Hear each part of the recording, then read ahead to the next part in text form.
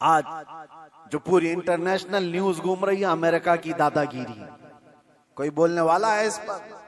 वो किसी भी मुल्क के राष्ट्रपति को उठा करके ले जाए, किसी को कुछ नहीं। हालांकि ये नई बात नहीं है, नई बात नहीं। पावर है ना, ताकत है, नशा है, वो कुछ भी कर सकता है। ये पहली बार नहीं, ऐसे कई मुल्कों के साथ हुआ है। दूसरे मुल्कों में जाकर के बम गिरा देना, दूसरे मुल्कों के चुनी हुई सरकारों को गिरा देना, ये पहली बार है। जो आज सोशल मीडिया पर गर्दिश कर रही है बातें वेनेजुएला के साथ। इंसान को जब ताकत ज्यादा आ जाए तो वो जुल्म के रास्ते पर आ जाता है।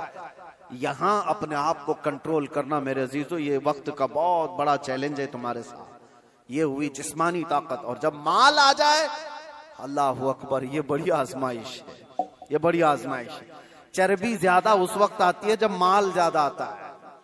जिस्मानी ताकत तो चले, आदमी अपने आप को कंट्रोल कर लेगा, रोक लेगा, लेकिन माल की चर्बी ये बड़ी खतरनाक है। ये तो गरीबों का मजाक उड़ाती है सबसे पहले, दीन को हल्का समझती है सबसे पहले। ये मौलाना लोग, ये हमारी कैटेगरी के नहीं है। या उलमा, ये तो कमतर लोग हैं, यतीम लोग हैं, लावारिस लोग हैं। मालदार सबसे पहले दीन का मजाक उड़ाने लग जाता है। इसीलिए माल आए तो हमेशा दुआ ये करना कि अल्लाह माल के साथ उस्मान गनी की सखावत अता कर दे। माल आए तो अब्दुर्रहमान बिन औफ की अखलाक व किरदार के साथ आए, वरना कारून के पास भी था, शद्दाद के पास भी था, हामान के पास भी था, माल बहुत था उनके पास, लेकिन उनके माल ने उनको तबाह बर्बाद कर दिया। आज भी जिसके पास माल आया, पैसा आया, वो ये सोचता है रातों रात सब कुछ मैं अपना बना लूं, अपना खरीद लूं। अच्छा, एक बात और भी मैं बता दूं, जिन 3 चीजों की बात मैंने कहा जो इंसान को जुल्म के रास्ते पर लाती है, पहले उसकी जिस्मानी ताकत, दूसरे दौलत, तीसरे पावर, ओहदा, ये तीनों ऐसी चीजें हैं जो परमानेंट रहने वाली है ही नहीं।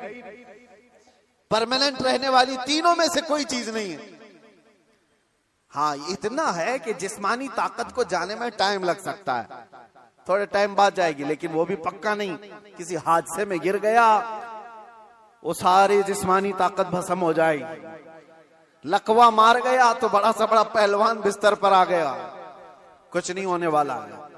मैंने सऊदी में देखा एक बहुत हट्टे खट्टे आदमी को, कोमा में है बेचारा, अब तो गल गया, लेकिन जिस वक्त कोमा में आ गया तो सिर्फ एक अटैक कुछ हुआ, कोमा में चला गया, जिस्म पूरा गल गया, खत्म हो गया। तो जिसको अपने जिस्म पर बहुत ताकत था वो अचानक भी जा सकता है, लेकिन नॉर्मली देखा गया है कि जाने में टाइम लगता है। जिस्मानी ताकत, माल का कोई भरोसा नहीं। लोग ये कहते इतना हमारे पास है कि 7 पुश्ते खाएंगी।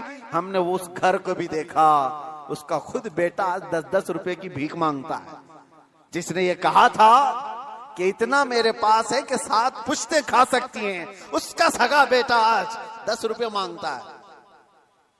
ये माल को जाने में ज्यादा वक्त नहीं। तीसरा पावर और मनसब। जो लोग आज बैठे हुए हैं उनको लगता है कि सब कुछ हम अपनी कुर्सी से कर लेंगे। तुम्हारी कुर्सी को हिलने में देर नहीं लगता। तुम्हारा जुल्म जो है ये दीमक है जो इस कुर्सी को खाकर खत्म कर देगा। जुल्म कुर्सी पर बैठा हुआ आदमी जब करता है, माल वाला और कुर्सी वाला दोनों, ये वक्त के साथ ऐसे तेज बहते हैं कि उनको अंदाजा ही नहीं होता। उन्हें पता नहीं उनके जुल्म के शिकार मजलूमीन की आहें अल्लाह तक जा रही हैं। रब तबारक व तआला कुरान में फरमाता है कि अल्लाह तबारक व तआला इनके कामों से बेखबर नहीं। जो लोग पीड़ित हैं, जुल्म के निशाना बने हुए हैं, तो क्या इनको इंसाफ नहीं मिलेगा? दुनिया की अदालत इंसाफ ना दे, अल्लाह की अदालत तो है जो इंसाफ अता करे। जालिम दुनिया में भी भुगतेगा और आखिरत में उसका दर्दनाक अंजाम है, दर्दनाक अंजाम। फिरौन के साथ क्या हुआ, नमरूद के साथ क्या हुआ? अरे एक मच्छर से हिलाक हो गए। फिरौन पानी में गर्क कर तबाह हो गया, गर्क होकर तबाह हो गया।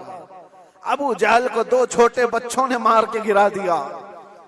जो ताकत और माल का नशा था जिसको, आज हालात ऐसे मेरे अजीजों, ये 2 तरह का जुल्म बहुत बढ़ गया है, माल का और पावर का। आज जो पूरी इंटरनेशनल न्यूज घूम रही है अमेरिका की दादागिरी। कोई बोलने वाला है इस पर? वो किसी भी मुल्क के राष्ट्रपति को उठा करके ले जाए, किसी को कुछ नहीं। हालांकि नई बात नहीं है, नई बात नहीं। पावर है ना, ताकत है, नशा है, वो कुछ भी कर सकता है। ये पहली बार नहीं, ऐसे कई मुल्कों के साथ हुआ है। दूसरे मुल्कों में जाकर के बम गिरा देना, दूसरे मुल्कों के चुनी हुई सरकारों को गिरा देना, ये पहली बार है। जो आज सोशल मीडिया पर गर्दिश कर रही है बातें, वेनेजुएला के साथ ऐसा हुआ वैसा हुआ।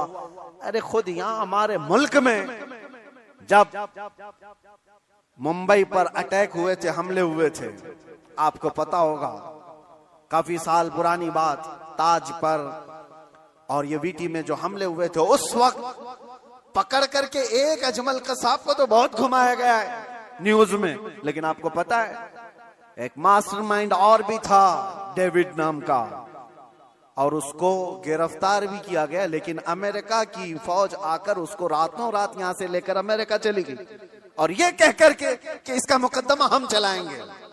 दादा है साहब, हमारे मुल्क का मुजरिम है, हमारे मुल्क में फसाद किया, लेकिन कानून उनका चलेगा। ये क्या है? ये पावर का इस्तेमाल। दुनिया यही चीज देखती है आज, जिसकी लाठी उसकी भैंस कहा जाता है।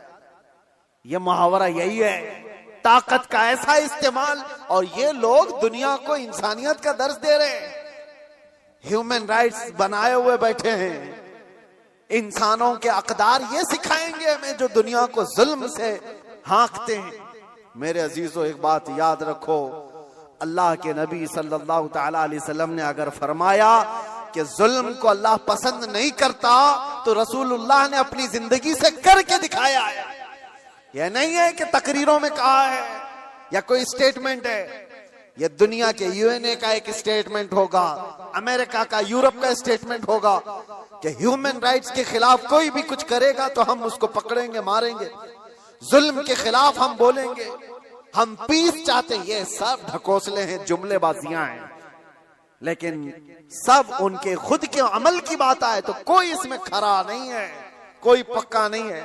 लेकिन आओ, बारगाह रिसालत मुआब सल्लल्लाहु अलैहि वसल्लम, अल्लाह के नबी सल्लल्लाहु तआला अलैहि वसल्लम जब फरमाते हैं कि जुल्म जायज नहीं, तो मस्जिद नबवी का वो माहौल है, सहाबा बैठे हैं, हुजूर ने फरमाया ये मेरे आखिरी वक्त होंगे, मैं दुनिया से जा रहा हूं, मफहूम मैं बता रहा हूं, इसके बाद हो सकता है तुमसे मुलाकात ना हो, लेकिन तुम में से किसी पर भी कोई हक मेरा बाकी रहे या मुझ पर किसी का हक बाकी है तो खड़ा हो और मुझसे सवाल करे। हुजूर ने फरमाया, और एक साहबी खड़े हो गए, कहा या रसूलुल्लाह आप पर मेरा एक हक है। कहा क्या है?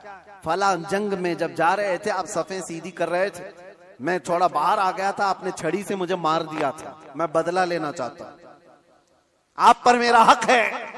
तो रसूल करीम सल्लल्लाहु ताला अलैहि वसल्लम ये नहीं फरमाया इस्लाम का बादशाह जो इस्लामी सल्तनत को एस्टेब्लिश कर रहा हो, कि तुम बादशाह जो पूरे कायनात में फैलने वाला दीन है उसके मुक्तदा और उसके आका से बदला लेने की बात कर रहे हो। नहीं फरमाया, हुजूर ने फरमाया उठो आओ।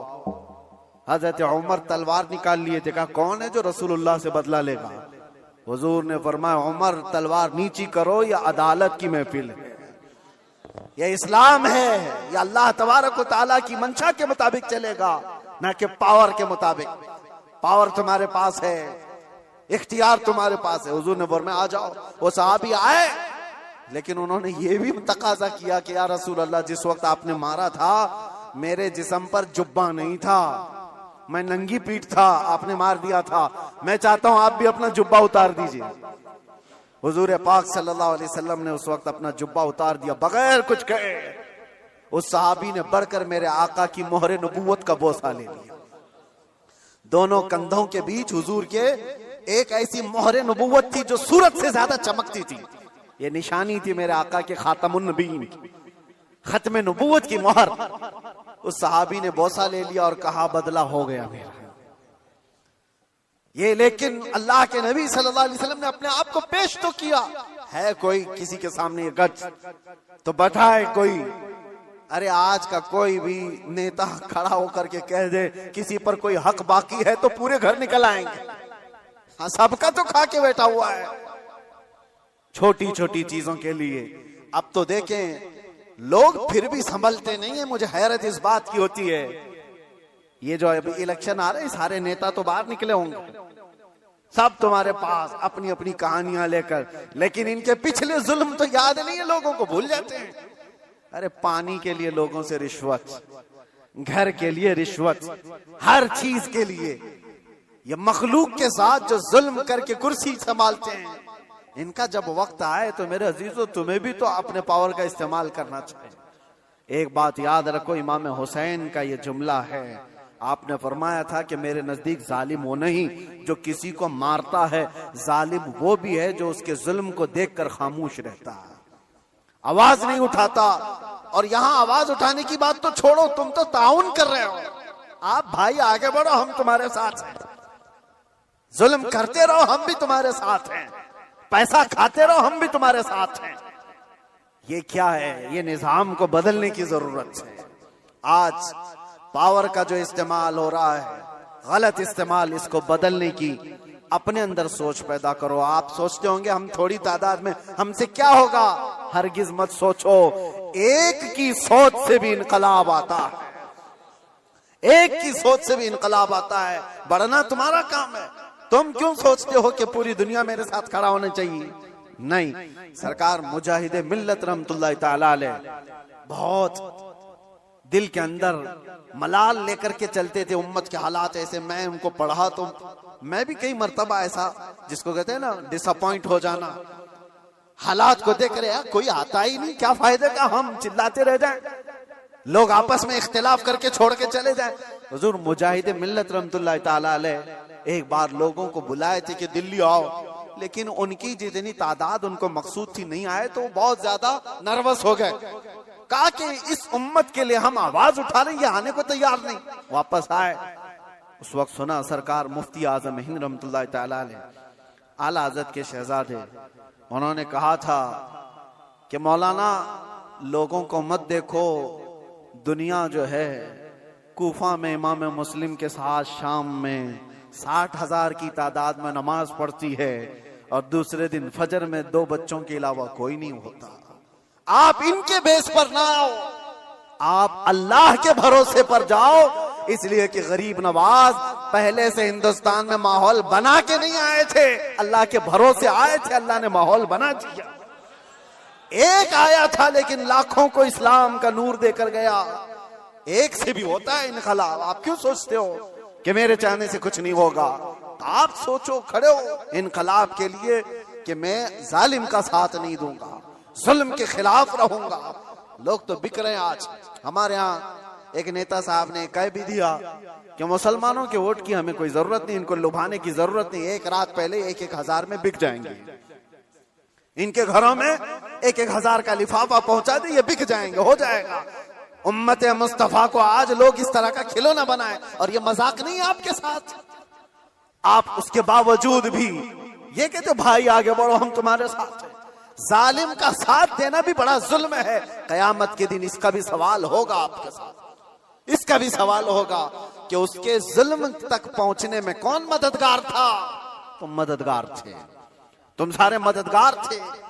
इसकी पकड़ होगी। इसीलिए मेरे अजीजों, हो तो इंसाफ के साथ, नहीं तो मेरे आका ने जो फरमाया, एक जमाना ऐसा आएगा कि लोग वही ईमान बचा पाएंगे जो अपने घर में टाट के कपड़े की तरह पड़े रहेंगे, वही लोग अपना ईमान बचा पाएंगे। आज वो हालात हमें दिख रहे हैं, कहां जाएं? खुदा बंदा ये तेरे सादा दिल बंदे किधर जाएं कि दुर्वेशी भी अय्यारी है, सुल्तानी भी मक्कारी है। आज वो हालात आ गए। अजीजा ने गिरामे वकार, खुलासा कलाम मेरा ये है, अल्लाह ताला ने जुल्म को सख्त नापसंद फरमाया, जुल्म को सख्त नापसंद फरमाया। आज जो पूरी दुनिया पावर का और माल का जुल्म कर रही है, ये हमारे लिए नया नहीं है, लेकिन हम जूझ रहे हैं। इंतजार करो, हर जुल्म के बाद अल्लाह तबारक व तआला एक नई सुबह तुलू फरमाता है। जालिमों का वक्त जाएगा, उसको जाना है। कुरान कहता है वकुल जाअल हक़ व ज़हक़ल बातिल, आप फरमाते हैं महबूब हक आया और बातिल मिट गया। इन्नल बातिल काना ज़हूका, और बातिल को तो मिटना ही है, मिटना ही है, जालिम को तो जाना ही है। वक्त आएगा हर एक का। इसीलिए मैंने वो जुमला कहा था जिसकी वजह से मुझे बड़ी सख्त सजा हो गई, कुछ देर की खामोशी। इसीलिए कहा था कुछ देर की खामोशी है।